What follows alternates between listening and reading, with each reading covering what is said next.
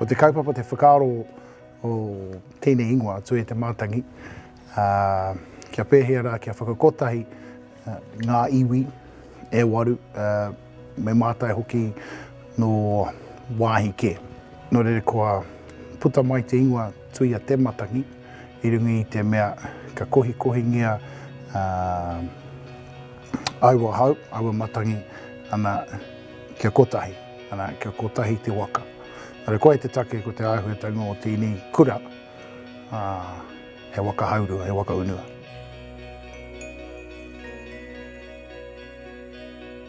Ko te aronga tuatai ko te kaupapa pūtake kia puawai. E nui ngā whāinga o te kaupapa nei, e rangi ko tētahi whāinga kia ako i te reo Māori anō, ana i te kaupapa o te papa whakakōrero. Nei momo o rau me pāi tira, kia ako tere i te reo, kia kaua hoki te reo e noho ki te hinengaro, nā kuia te tikanga tāna ingoa, papa whakakōrero. Ki te mahi he mea mahi a tīnana, ka puta ko te reo. Nō reira koia e rua ngā huarahi e ako ana ngā mātua i te reo Māori. Ana ko te kaupapa, mō te rākau, ana pūtake kia puawai, e ngā reo o taua kaupapa, anō hoki i a te wiki e ako ana rātau te papa whakakōrero. Ana i reira te whāngai o ngā rerenga kōrero me ngā kupu anō o ia te rā. He oi, ko tērā, i nāi nei he kaupapa hou kei te aroaro, ko te hākine kina te aronga. Kua hu mai tēnei kaupapa mai te pūtahitanga, e tono mai a matua ants, māku tēnei kaupapa e kawe, i aia te kaupapa i mua iau me tāna mahi papa whakakōrero, i hui pia rātou i a rua wiki mō ngā wānanga pōananga. Ko mātou i nāne he kapa ahipua, kei te whai mātou i te ara kia pakari harenga tamariki i roto i te mahi hākinakina, ara ko te nekehanga, ko te whiu i te pōro, ko te hopu i te pōro, ko tā te Māori he kaha mātou mō te mahi hākinakina, ki te kura nei ka āhua ki te wainganui i ngā tamariki tēnā pēr he uaua, te hopu me te whiu i te pōro. Koera te timatanga mō mātou mō te kapa ahipua, ara ka whai anō he ara, te ara karikari mō ngā tamariki e hāngai ana ki te mahi hākinakina. Mea ka tiki i ngā titi katoa ka eketangarua, mena kore ka tiki i ngā mea katoa ko te wekingiru.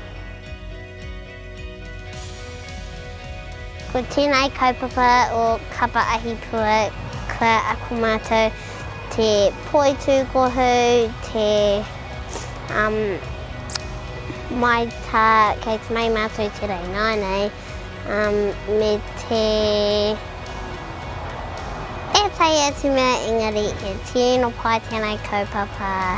Ko e tai kiwaha kua ako au ko te wekingiru me te nani kote, ko te kiwaha nani kote, ko te dab wiki, o te wekingiru, o te ki te whāwaho.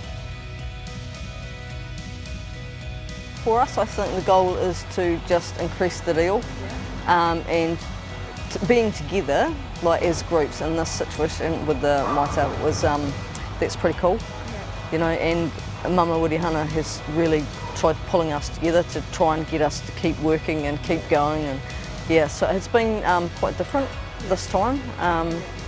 I've put little sayings around the house, you know, just written them out and planted them sort of everywhere, just to encourage me, because as English is my first language, it's so easy to just fall back into it. And I think she's tired at the end of the day, so it's easy for her to fall back as well. So trying to get us both motivated to stay in the reo, or at least practice some of it at home, is challenging for sure, yeah. But she won't give up, so I'm not allowed to. Ko te pānga o te mate uruta. Ko te hokinga mai pia ki tēnei kaupapa, ahakoa i pai te hokinga mai o ngā tamariki i rawe katoa rātou me ngā whānau. Ko te mate pia, ko te nui o ngā mahi, Ahakoa I ako tonu ngā tamariki ki te kāinga I whakaako toru mātou a pukamata, a ipurangi, a dui e rā momo ki ngā tamariki. E hara I te whakatā pia ngā whānau kia noho tahi rātou. He painga tērā mō ngā whānau me ngā tamariki. Engari I te hokinga mai ki te kura. Kua rereke anō te ao. Kua timata anō ngā mahi mo te kura. Kua hoki anō ngā mātua me ngā whānau ki te mahi. Koira pia I ngā take, e hara I te me he take nui, engari. Pare he rawe te kaupapa rawe ngā whānau. He momo wero I a mātou mahi ana I tēnei kaupapa. Ko te wero nunui kia tai ngātahi mai I te wānanga.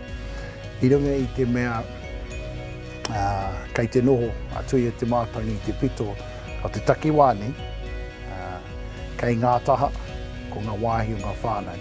Whakatū o tueka. Tuia te Mātangi ki Wānganui. Nō reira āhua 25 miniti, tētahi tā mō tueka 25 miniti. Hoi anō he hāpori ririki hoki. Nō re kia tai, te katoa I te wārite, he uaua tīrau.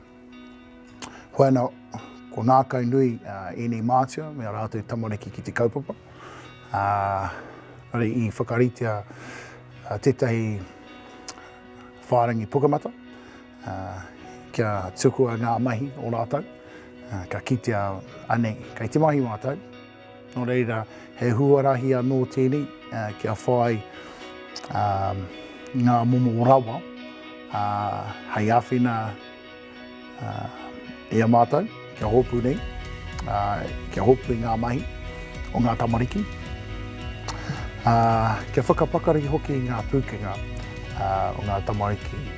Ko ngā hua, ko te hikaka o ngā tamariki ki te ako, me te kuhunga mai hoki o ngā mātua, tō rātou whakauru ki te kaupapa, kia aki hoki I o rātou tamariki ki te ako I te reo Māori, ki te whai I te reo Māori me ona tikanga. I tēnei wiki tonu I tae mai e tahi mātua. Ko rātou ngā mātua I rungi I te kaupapa I te rātou kaore he reo. He kai rānu I tēnei, I puta atu au, I kitea ēnei mātua e kōrero ana. He tere rawa hoki te kōrero ēnei tokoro kaore he reo I te rātou. I āta hārea me taku hikoe kia rāua kia rongo ki te reo e kōrero ana, kua miharo rawa e kōrero Māori ana. O reira me he ekenga, kāre pēr I kite I te wā, e mahi ana, engari ka kitea te hua I te tau e whai ake. Reire kua rawe, ko ohore, me te hari kua hoki, kāre he take kia tuku he whakamaharatanga ki rātou, kōrero Māori I te mea e kōrero Māori ana. Nō reire koia te tehe o ngā ekenga I tēnei wā. Kei te kitea hoki ngā ekenga, anō nei, ara no tēnei kaupapa kia oti, āhua ka tahi anō pēr tēnei kaupapa ka tīmata. He kaupapa rawe tēnei mō tātou, mātou katoa, kia pakari haere te reo Māori, kia tūtura no te reo Māori ki te tauhi. Arā ko tō tātou kaupapa tērā o te kura nei.